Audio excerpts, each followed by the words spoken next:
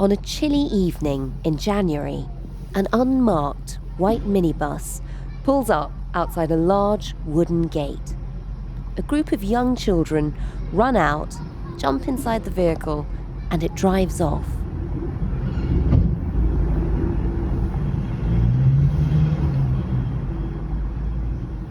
And then, every half hour from 4 to 5:30 p.m, the process is repeated. Each time, the children are slightly older. Sometimes, the shadowy figure of an adult keeps watch from just inside the gate.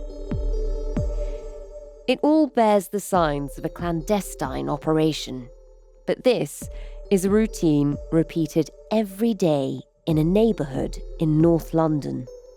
And the children are pupils at a school that, in theory, doesn't exist. Day after day after day, we sat and filmed that process. This is still a flourishing school.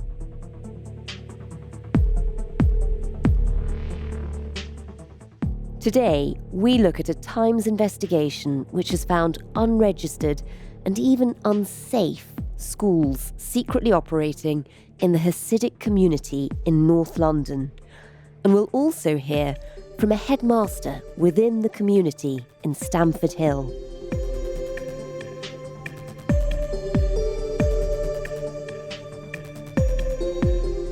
I think schools whose standards of health and safety and the standards of their facilities are unsafe or unhygienic is shameful, it's embarrassing, and it's wrong. I'm not here to defend that.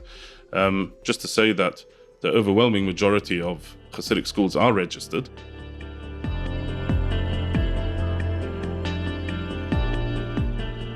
Too often, when investigations and even Netflix series that discuss the Hasidic community, the impression that people get is that this is some sort of dystopian cult where people are trapped in some endless cycle of poverty and misery.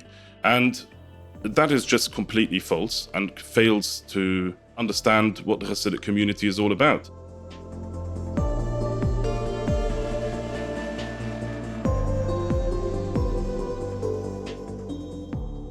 You're listening to Stories of Our Times from the Times and the Sunday Times. I'm Manveen Rana. Today, the hidden schools of Stamford Hill.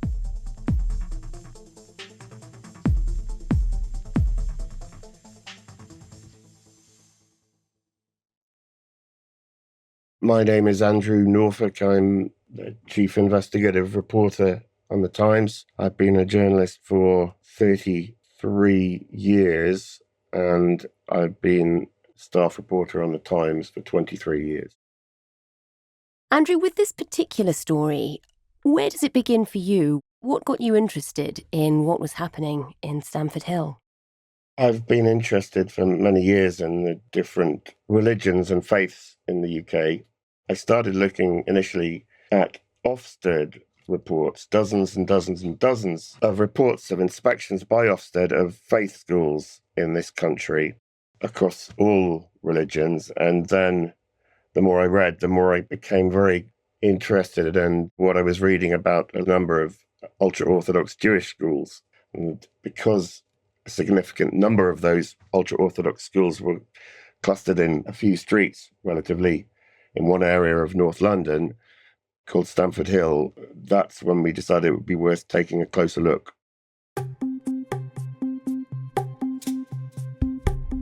To set the scene, if I can give you some numbers to start with, of the 271,000 Jewish people in the UK, it's estimated that 76,000 are members of the ultra-Orthodox community, and of those 76,000, around about 35,000 live in Stamford Hill. It's by some way the largest ultra-Orthodox community in Europe.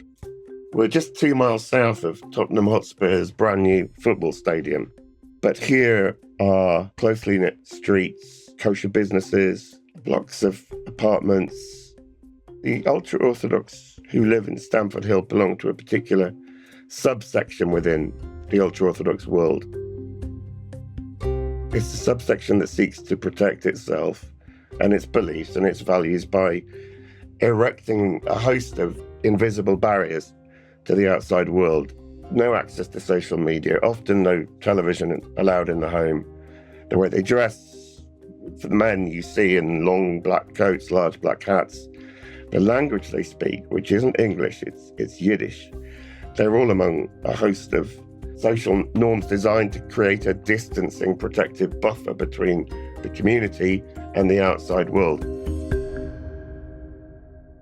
So, Andrew, when you talk about the community in Stamford Hill, just explain a bit about what is the ultra-Orthodox Jewish community and what is the Hasidic community, and are they one and the same? Ultra-Orthodox Judaism is, in the span of Jewish history, a relatively recent phenomenon. It was born largely in Eastern Europe in the 18th, 19th century. It was a revivalist tradition. But 90% of the ultra-Orthodox in Stamford Hill belong to one of a number of Hasidic sects. And there are a number of sects, each with their own schools. So there'll be a Satmar primary school next to a few street doors away is a Bobov one, and then a Vishnitz one. And they share, to a greater or lesser extent, similar values.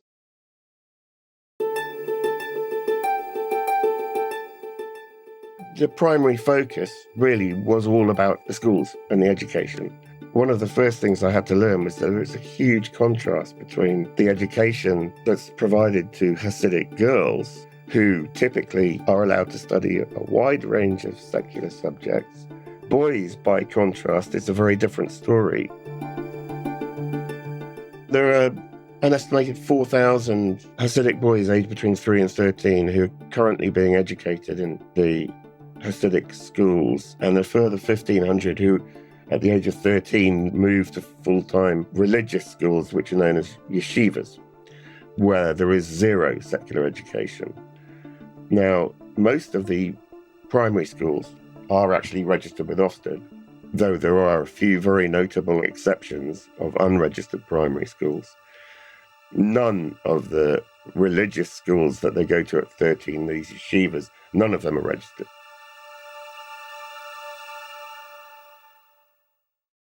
Let's take the primary schools. 3 to 13-year-olds are spending the full work week, 6 days a week, in a school that provides at maximum 90 minutes to 2 hours of secular education a day, often taught by very poorly trained teachers, many of whom can barely speak English themselves. That's in the Ofsted registered schools, where Ofsted can at least go in, look at teaching plans, look at the buildings, look at safeguarding arrangements. They then, imagine that child at 13 then goes to the religious school, where again, all teaching is in Yiddish. Every minute of the working day is devoted to Jewish studies and texts. This is a situation that Ofsted has known about for years, that the local education authority, in this case Hackney, has known about for years, and both Hackney and Ofsted have been trying to change a loophole in the law, to close a loophole, which allows the unregistered primary schools and all the religious schools, the yeshivas, to come under their umbrella, so that Ofsted would be able to go in, gain evidence, investigate what is happening inside those buildings, go in, check, are these buildings safe? Because many of them are not. And here's the crazy loophole. The Department of Education has a definition, legal definition, of what constitutes a school. And its definition of a school involves an institution that provides a sufficient level of secular education.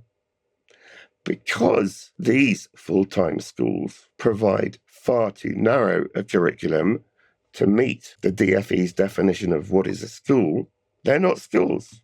According to the Department for Education, they're what's called unregistered educational settings. And none of the controls, none of the safety controls, none of the external statutory scrutiny that would be applied to any normal school applies to them. So basically, at the moment, Ofsted and the local authority, they can't go in and look at these schools because they don't offer secular education. I mean, in that case, the law basically places a disincentive there for that to change. There's no reason why these schools would want to give their pupils a secular education. Absolutely. The irony is that last year there was a schools bill on the table. One part of that bill would have changed the definition of what constitutes a school in a way that would have closed the loophole. But late last year, the government decided to abandon the bill. It was shelved. We've heard rumours, and I think the fairly widespread rumours, that the schools bill is no longer likely to progress. Is that the case? And if so, can you explain why? Yeah, well, I can confirm that the schools bill will not progress in the third session. I mean, obviously, there's been a lot of things that we've had to focus on, and the need to provide economic stability and tackle the cost of living means that the parliamentary time has definitely been reprioritised on that. And we all know that we had to do that because of the the pandemic aftershocks, but also the war in Ukraine, and we needed to support families. However, we do remain committed to the objectives, the very many important objectives that underpinned the bill, and we will be prioritising. I spoke to Amanda Spielman. She is the head of Ofsted. She is the government's chief inspector of schools. She said she was extremely disappointed by the decision to shelve the bill. When I asked her about her views on the education that boys receive in Hasidic schools, she described that education as completely unacceptable and in some cases unsafe. She said some of these schools are among the worst places we've ever seen children having to learn. We've seen every kind of safety hazard, fire hazard, broken glass, broken furniture, rat poison out on the floors. Now, you hear that from the head of Ofsted and you think, how can this be allowed to continue? I should be clear, we're talking about the unregistered schools here, not the registered ones, but the unregistered primaries and the yeshivas. I mean, some of them are actually appear to be in quite good condition, others not.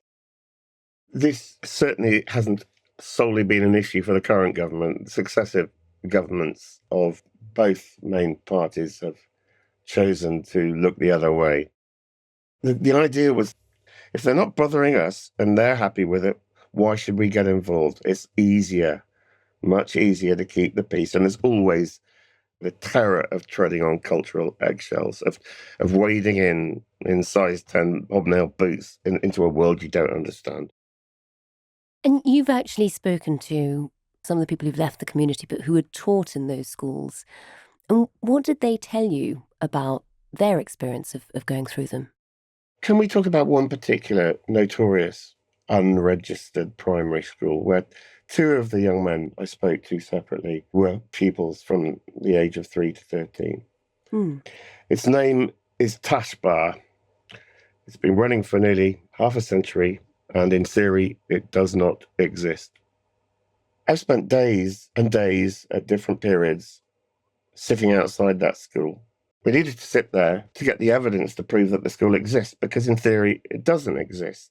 It was ordered to close by the Department for Education in 2016, that's 7 years ago. And you watch outside in the morning or at the end of the school day, and it's an extraordinary experience. Suddenly, an unmarked white minibus will pull up outside what's effectively a hidden entrance. Sometimes an adult is keeping watch at the gate until the minibus pulls up. Then he gives a signal, and these little kids fly out and jump into the side of the minibus, which speeds away. The two former pupils I spoke to both described the use of corporal punishment as a routine daily event, the hitting and beating of children. And one of those young men, he's in his early 20s, he knows it's still continuing because his youngest brother is still a pupil there. He talked about the ethos they were taught there, which is that When we were walking home from school from Tashbar, we were encouraged to look down at the ground just in front of our feet so as not to absorb anything from the defiled streets. We were taught that non-Jews, secular Jews, even modern Orthodox Jews were inferior and evil. He described teachers routinely either hitting boys with their hands, slapping them, or using big wooden sticks that they used on boys who talked in class or were disrespectful. One teacher would take his belt from his trousers and use it on the child's back, though that didn't happen very often. I mean, Andrew, that's really alarming because obviously there you've got the use of corporal punishment. You're coming up against British laws. That isn't legal. When you spoke to the school, or however they define themselves, what was their response to all of this? So there's no markings to indicate there's a school, but like there were three men, Hasidic men, standing just outside the first open doorway into the first building, and I asked to speak to the headmaster. One of the men very politely asked me to leave the premises and said he would come out and talk to me. And in fairness, he did. And we had a very brief but polite conversation, and he asked what I was doing there. And I said, I was a journalist from the Times, and we were asking to speak to the headmaster. And he said, the headmaster of what? And I said, of the school, Tashbar. And he cocked his head gently to one side and smiled rather benevolently and said, school? I don't think you'll find there's a school here. We've now delivered in writing a letter to give them an opportunity to respond to what we've been told about that place and what Ofsted has said about that place, and we'll see whether they decide they want to provide any comment at all.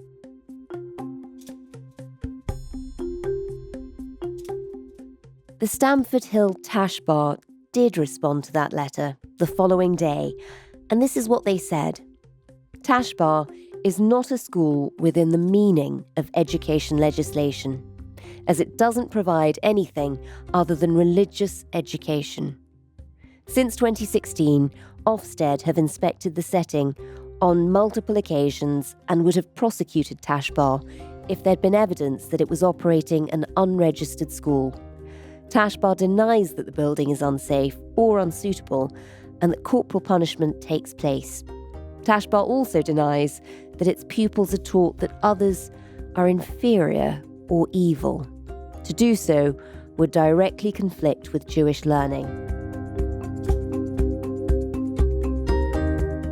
I should stress that a school like Tashbar is at the very most extreme end of the Hasidic world. There are other registered primaries that are doing work with some headmasters who are trying, within the bounds of keeping the values and the ethos of the Hasidic world, to gradually improve the quality of the secular education that's being provided.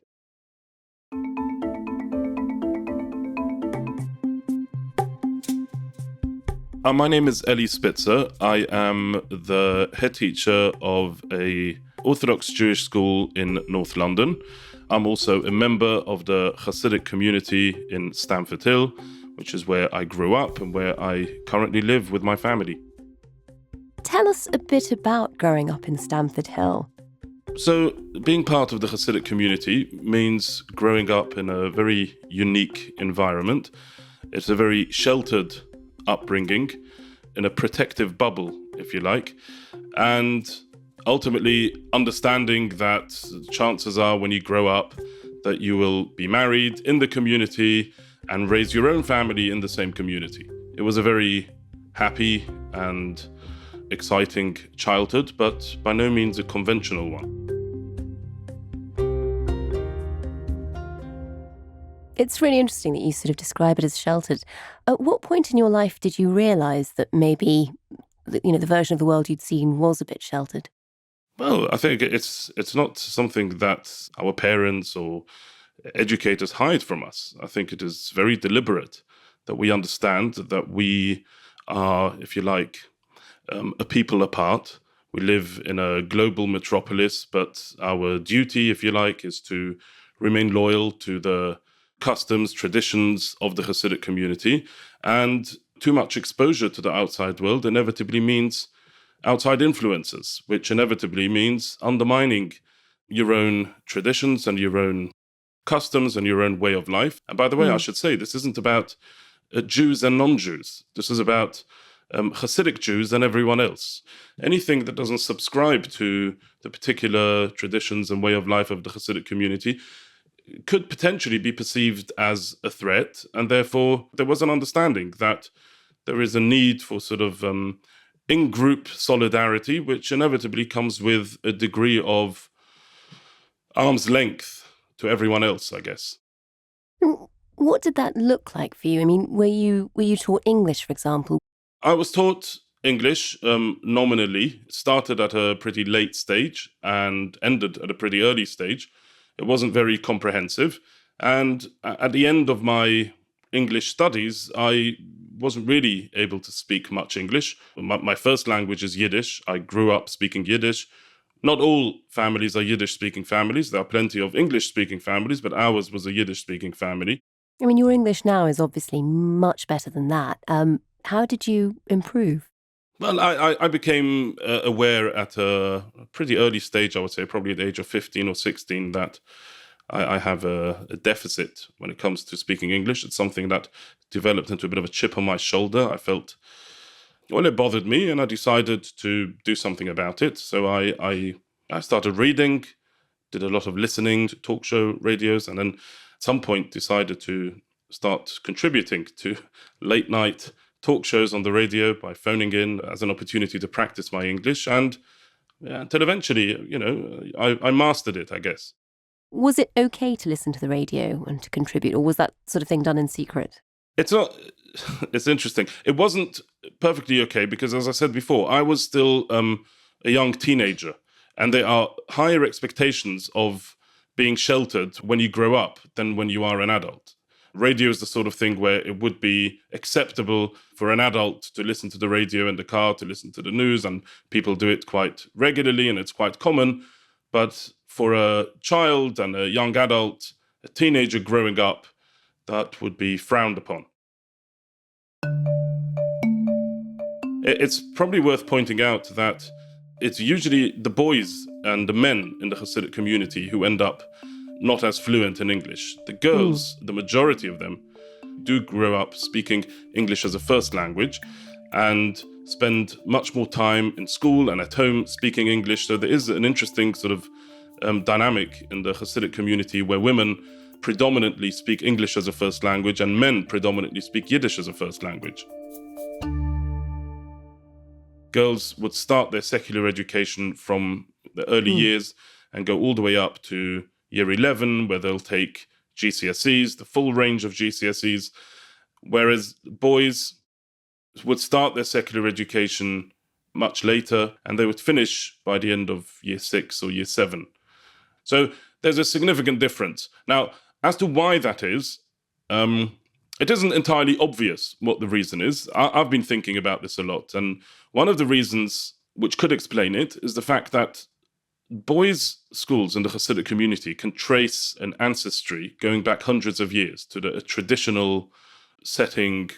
This goes back to the old Jewish towns and cities in Eastern Europe. And it is ultimately at heart the original idea of sending your boy to a religious tutor who would fully socialize him into the values, traditions, and texts of the Jewish canon. Whereas girls' education didn't exist up until, I would say, well, it's not, I would say, I mean, we know that this was in the interwar period in Poland, when there was this sort of groundbreaking, almost revolutionary movement for girls' education. And I think because they had to compete with schools who are offering a full, comprehensive secular education, I think from its inception, girls' schools were set up to be radically different. And to some extent, I think up to this day, the big difference between boys' and girls' education can be explained by that. You're now a headmaster yourself. Yeah. Just tell us a bit about your school. So the school where I currently work is very different to mainstream Hasidic schools. It is a relatively new school, which is just as committed to the Hasidic ethos, that other boys' schools in Stamford Hill are committed to, but at the same time is also committed to providing a good standard, an excellent standard of secular education. And we follow the national curriculum when it comes to core subjects. We start secular studies from day one, from the very early years, and we go up. At the moment, our oldest class is year 8, so we're a primary and secondary, and we're in the process of opening. We opened year 8 this year and hopefully continue to go up to year 11. I believe that there is a need for an option to exist, a track, if you like, for parents who feel that they want to provide their children with a good standard of secular education alongside their full immersion, socialization into a Hasidic way of life. And they shouldn't have to choose between the two. Are there bits of the national curriculum that you don't feel are appropriate to teach to children at secondary level? Well, the first thing, it's not about what I feel. The decisions that I make as a head teacher to decide what is or isn't on the curriculum is exclusively driven by the wishes of parents. And frankly, parents do not want the school to challenge, undermine any of the fundamental beliefs or even the culture of the Hasidic community. It is perfectly possible to teach the national curriculum, but you have to be careful in selecting the right programs, the texts, to make sure that they don't undermine the Hasidic ethos. To give you an example, one of the strong principles of the Hasidic community is the zero sexualization of children. Children have zero exposure or understanding of sexually explicit material at a young age. And that, by the way, includes censoring our own biblical and Talmudic texts that make sexual references. And therefore, when it comes to selecting texts for our Key Stage 3 English curriculum, I had to understand which texts will avoid those themes that parents would not want us to discuss with the children, but at the same time to ensure that they get a very high standard and that they get the opportunity to read great works, classic books. So, for example, would it mean that Romeo and Juliet was just off the curriculum? Yeah, it does mean that. It means Romeo and Juliet is out of the question, but it does mean that Macbeth is acceptable, which is why that is on the curriculum. Yeah. And how about teaching biology and reproduction in classes? Is that allowed? Reproduction is not something, certainly not at this stage, that we would include on the curriculum. So we're not up to the stage of teaching the actual GCSE courses, and we would obviously have to look at those when it comes to it. But at the moment, the program that we use for science has got a very heavy focus on physics, on chemistry, and biology, but it is a program which carefully avoids discussing reproduction for the very reason that the view of parents is that at this age, it is not something that they want their children to be taught. And in fact, even when they do want their children to learn about reproduction, they prefer to do it at home. And as a school that exists to serve the needs and the wishes of parents, it is not within our gift to ignore those wishes.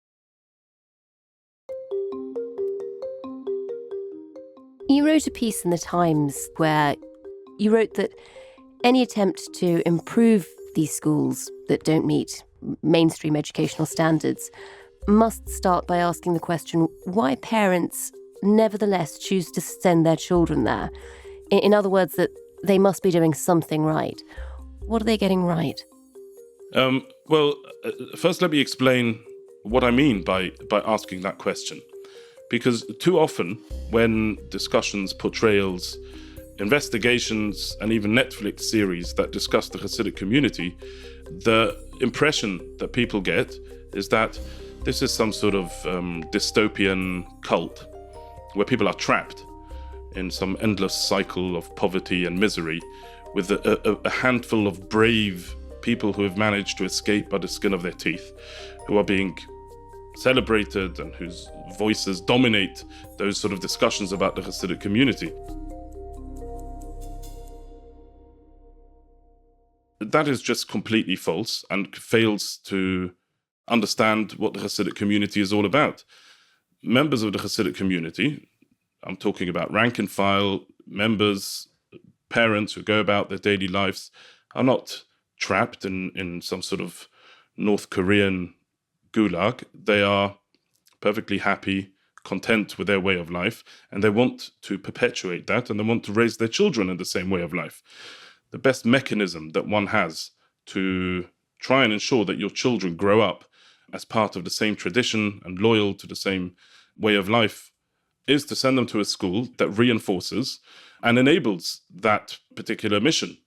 That is, at least in most cases, the highest priority for parents. And in that sense, schools are extremely successful. We were talking there about the schools like the one that you're running, which are registered, which do try to follow part of the national curriculum. What about the schools that aren't registered and that, aren't meeting educational standards, but also sort of just in terms of the conditions that they're being run in, could be quite harmful or dangerous for children? I don't disagree. I think schools whose standards of health and safety and the standards of their facilities are unsafe or unhygienic is shameful. It's embarrassing and it's wrong. I'm not here to defend that. Just to say that the overwhelming majority of Hasidic schools are registered. There are a handful, maybe one or two primary schools that are not registered. And then there's the issue of yeshivas, which is well documented. The way the Hasidic community schooling system is set up is that most of the boys' schools will go from nursery up to year 8. And year 8 would be seen as the end of their sort of primary education, after which they would go to what is called a yeshiva. And those yeshivas the majority of them are unregistered. You see, at the moment, if a yeshiva, a religious school, would apply for registration, they would be refused the right to register on the grounds that the curriculum that they offer is too narrow. So you've ended up in this sort of strange situation where you demand that all settings should be registered so that the authorities can ensure basic standards of health and safety and ensure the welfare of children, which I agree with. But at the same time, those yeshivas have got no chance of actually being given registration because they don't meet the academic standards that are demanded. I think the conversation should be, what are the basic standards of literacy and numeracy and perhaps citizenship that every citizen, every child growing up in this country should attain? And I think there is a legitimate interest that the state has in demanding a certain standard for the purpose of having a cohesive society, I guess, for keeping the king's peace.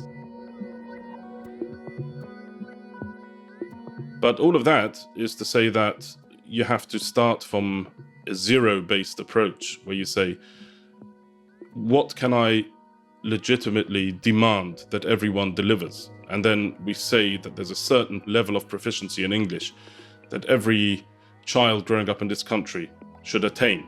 And then the community, the schools should be able to say, we accept that and we will deliver that. But how and when and how we choose to go about it is up to us.